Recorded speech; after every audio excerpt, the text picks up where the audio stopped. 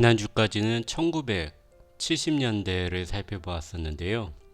오늘부터는 40년 전의 오늘 신문을 보도록 하겠습니다. 40년 전의 오늘, 1980년 11월 6일 금요일. 모든 신문의 일면에 레이건 대통령이 미국의 40대 대통령으로 당선이 되었다는 당선 기사가 모든 신문의 일면에 나와 있습니다. 지금 여기도 대통령 선거가 지금 마무리되고 있는데요.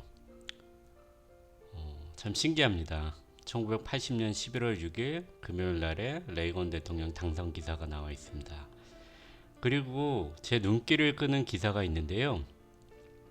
바둑의 조치훈 기사의 일명 인전에서 일본의 오다케 구단과의 대국인데요. 제 기억에 남아있는 조치훈 기사는 언제나 9단이었는데 1980년 11월 6일 기사를 보니까요. 이때는 8단이었습니다. 9단이 아니고요. 레이건 대통령의 기사를 보면은 가난한 신발 장수의 아들에서 그리고 화려한 음악에서 세계의 지도자로라는 설명이 있는데요. 그 누구도 처음부터 바둑 구단이 될 수 없고 대통령도 될 수 없고 단계를 거쳐서 가는 것이 사람의 인생 같습니다. 안녕하세요. 갈보리 믿음교회 2020년 11월 6일 금요일 커넥트 라이프입니다.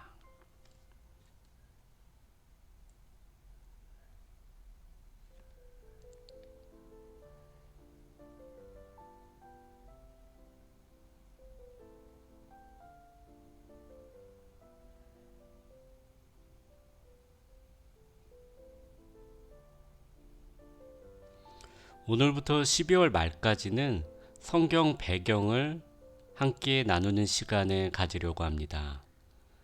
오늘은 성경시대 사람들의 일상 첫 번째 시간입니다.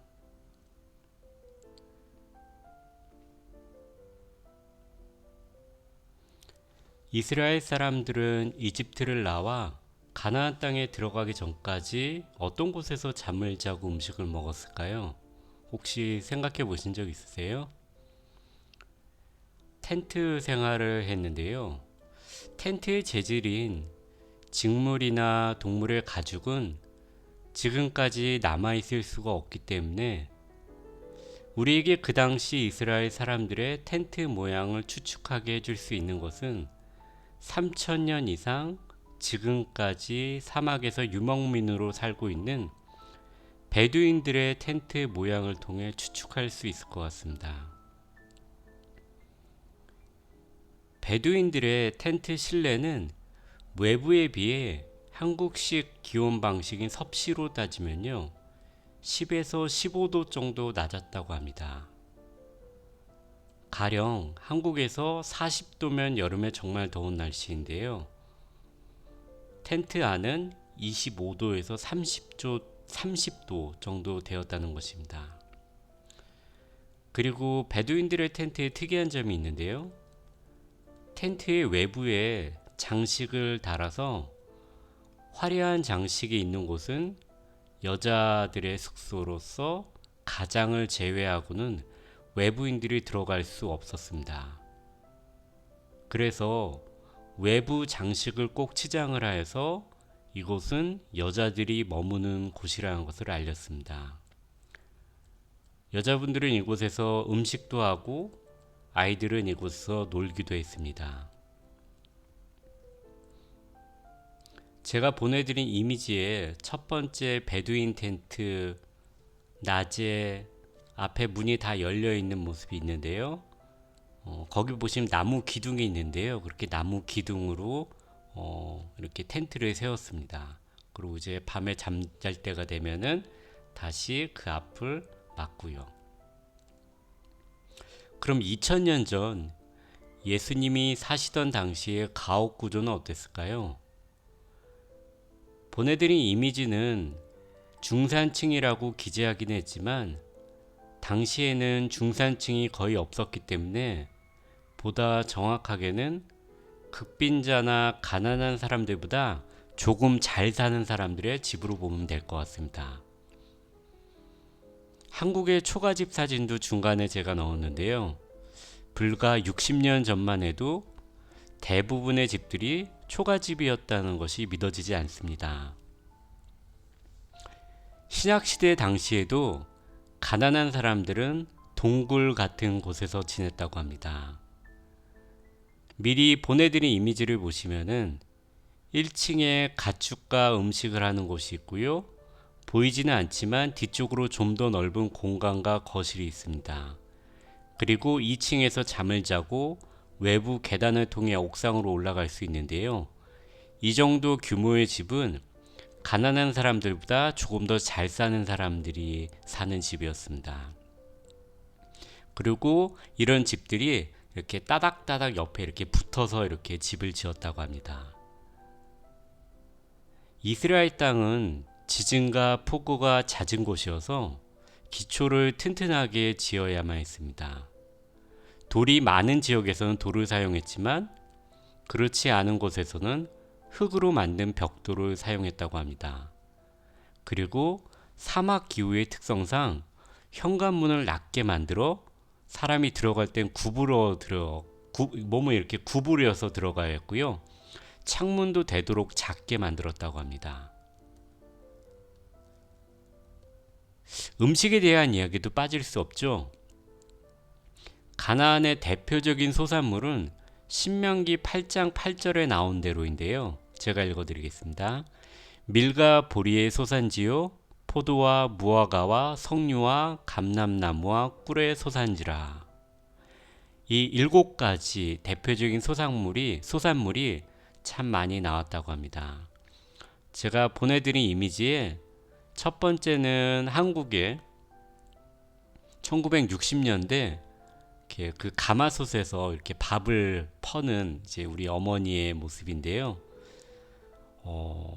밥그릇이 정말 크고 밥도 정말 많은 것 같습니다. 콩밥인데요.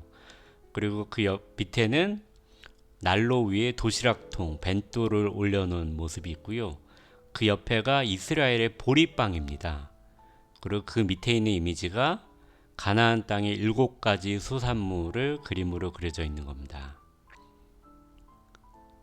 서민들은 밀로 만든 빵을 먹을 기회는 적었고요. 대체로 보리빵을 먹었습니다.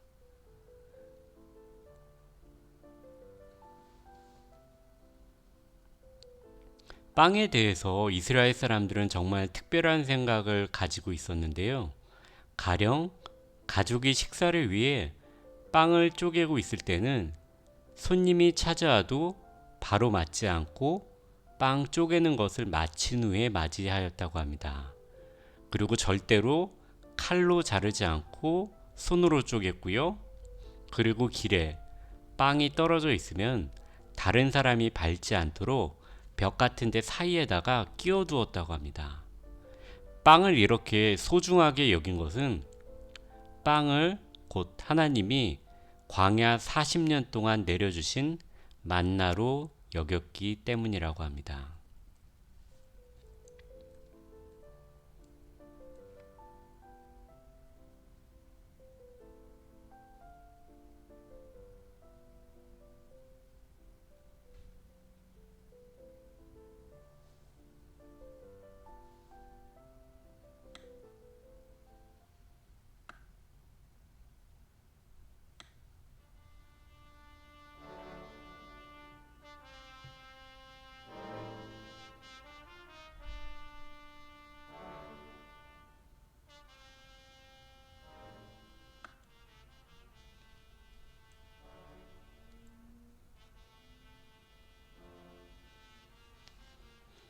한국교회 청일전쟁 이후 들불처럼 성장하다.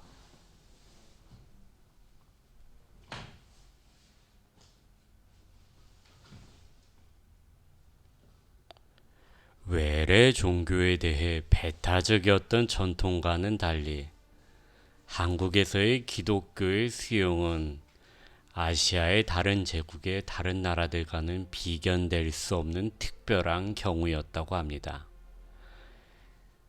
기포드 선교사는 1896년 9월 1일자로 미국 북장로교 선교본부에 보낸 서신에서 한국 교회의 성장에 대해서 이렇게 얘기했다고 합니다. 들판을 태워가는 들불. 로이 시리어 선교사 또한 지역적 편차가 있었음을 고려한다 할지라도 한국 교회의 성장은 요원지화라는 점을 인정했습니다. 이것은 서양 선교사들의 중요한 관심사가 되었습니다. 1910년 에든버러에서 열린 세계 선교 대회에서도 한국 교회를 주목하기 시작했습니다.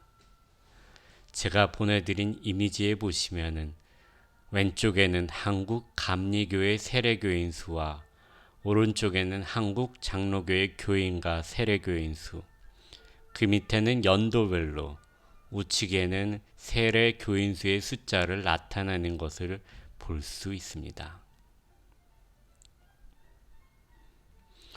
개신교 선교사가 입국해 공식적인 활동을 시작한 첫 10년간은 고투의 시기였습니다. 이 시기에 성도 증가율은 정말 미미했습니다.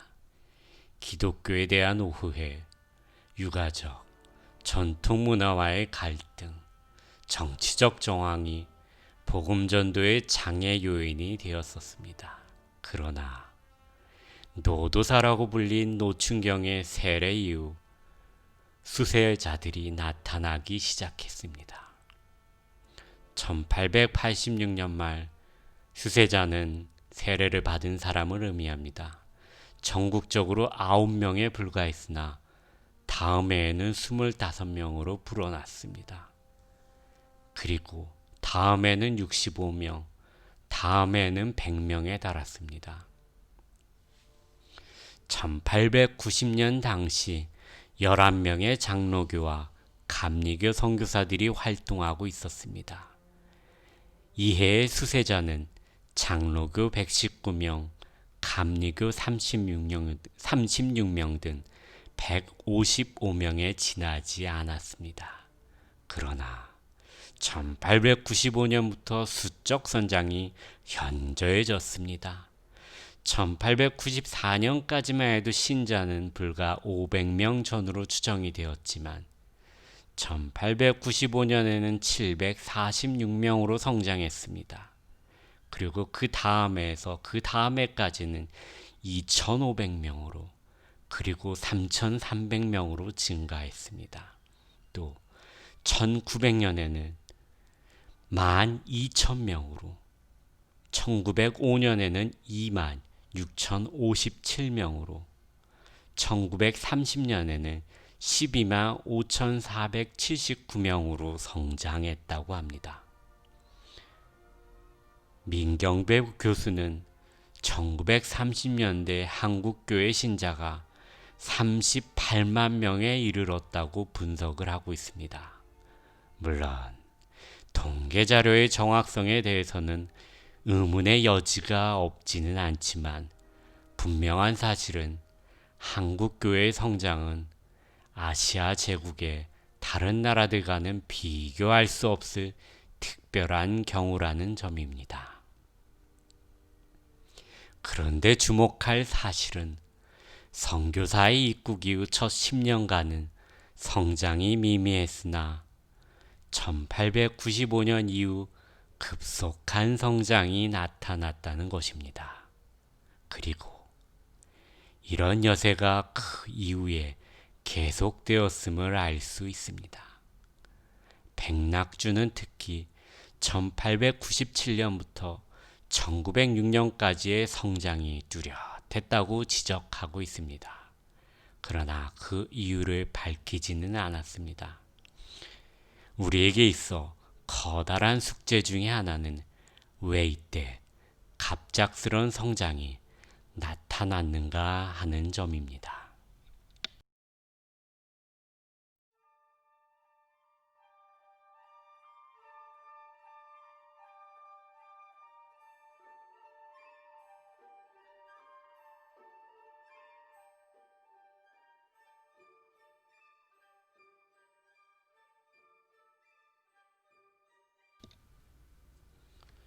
청일전쟁 그리고 기독교 수용.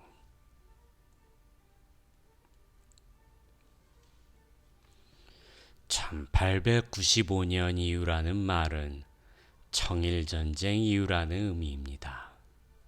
이 전쟁이 기독교에 대한 인식 변화에 상당한 의미를 주었음을 알 수 있습니다.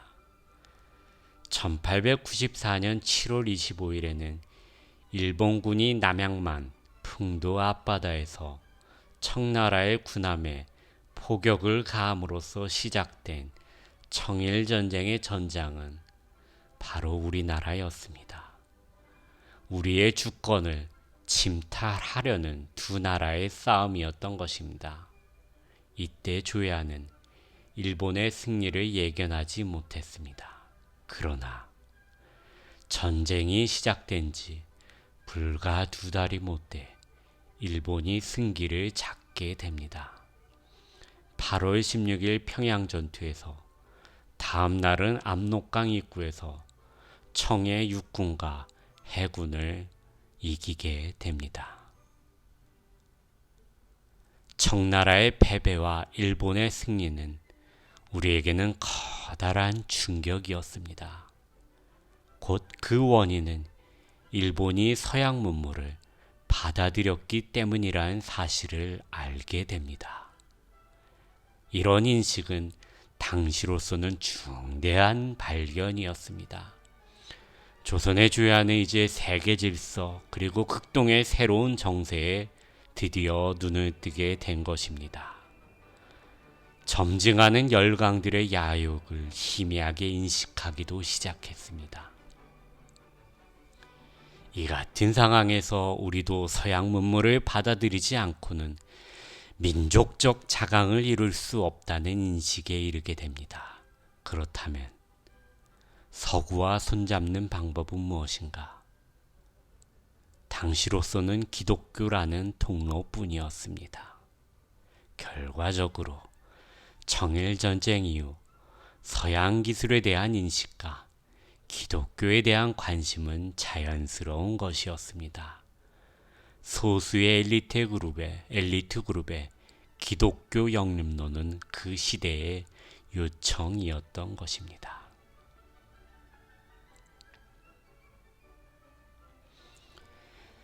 기독교를 통한 민족의식 고취.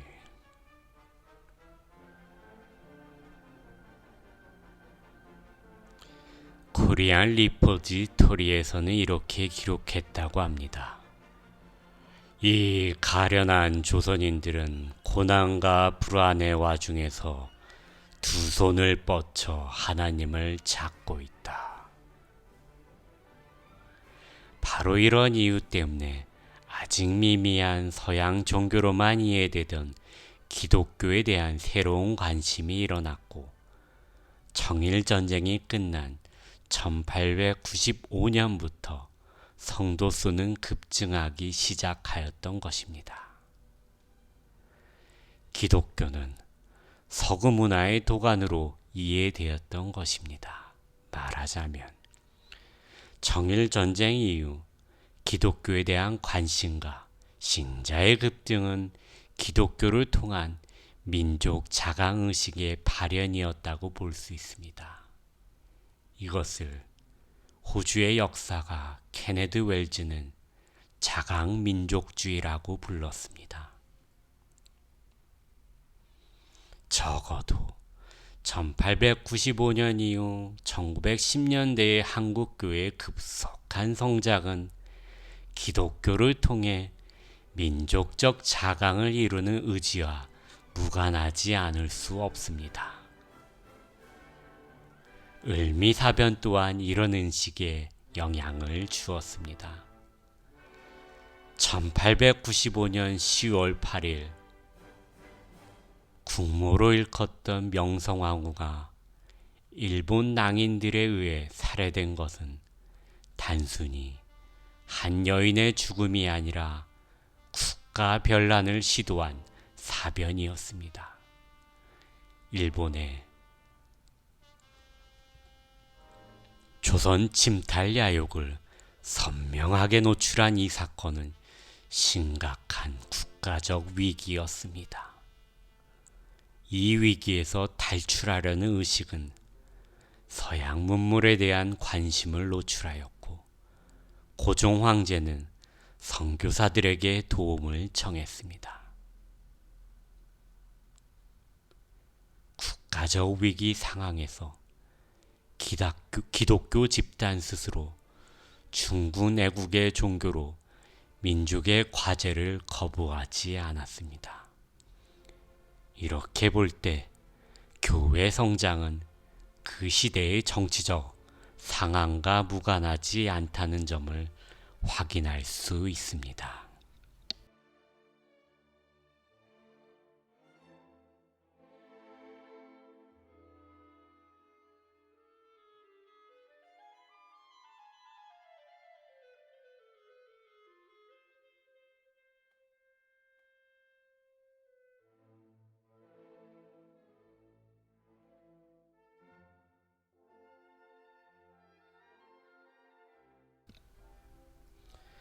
이상으로 국민일보에 연재되었던 이상규 고신대 교수의 새롭게 읽는 한국교회사를 읽어드렸습니다.